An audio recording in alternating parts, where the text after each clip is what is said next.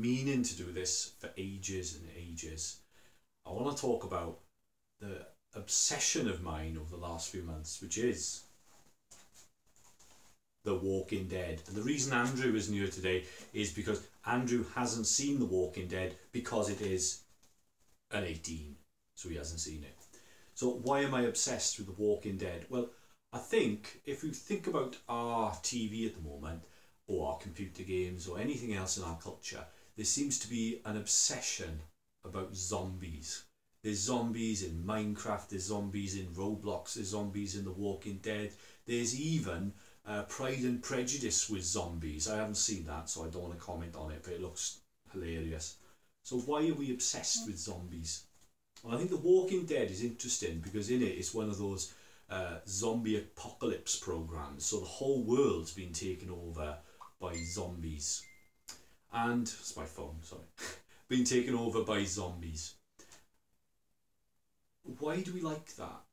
Partly, I think, is because of a kind of pessimism. We're not really looking forward to the future anymore. A bit like in the 1970s when the economy went pear-shaped, there were lots of sort of disaster films and apocalypse films about nuclear holocausts and things. But now it's always zombies, not nuclear war. Why is that?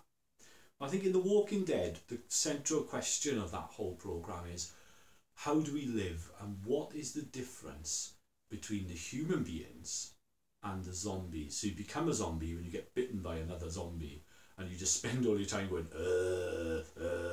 like that. What is the difference? Well, it's called The Walking Dead because one of the central questions is, are we just that? Are we just The Walking Dead? Zombies just respond to impulses. So if they hear a noise, they just go after the noise, going, oh, the rains, and they just try and eat people, and that's it. They just instinctively respond, and they instinctively go and eat people or bite people or something like that. What is the difference between the human beings and the zombies? Part of the answer I think they're coming up with in the show is the way in which we live today. There isn't much of a difference. Is that if there is nothing to believe in, if there is no meaning in life, if we're just here waiting to die, we are the Walking Dead, then there is no difference. And I think the reason why zombies are so popular is because there's something within ourselves that we recognise.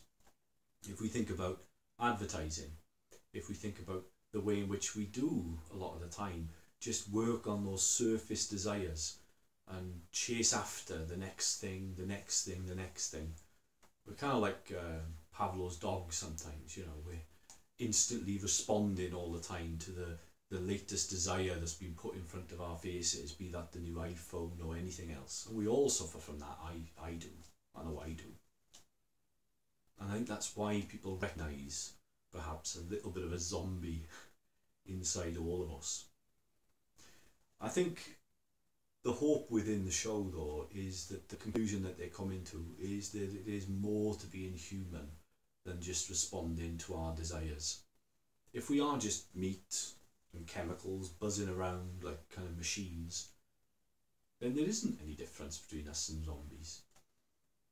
But human beings operate, I believe, on a deeper level as well. Yeah, on the surface we respond to our desires, you know, the thing that comes along and we just go after it straight away, be that anger or anything else. But deep down, there is something else. And that deep down desire, the ultimate desire, I think, is for the transcendent, for God. And the trouble in our world, for all of us, myself included, is we spend all our time being buffeted around like zombies for those surface desires, responding all the time to the next thing that hits us all the time without actually giving any time for consideration. And I think to be human, we have to continually look deeper within ourselves for that sense of the transcendent. And one way I've found to prevent the zombie taking over me is to practice something called the examine.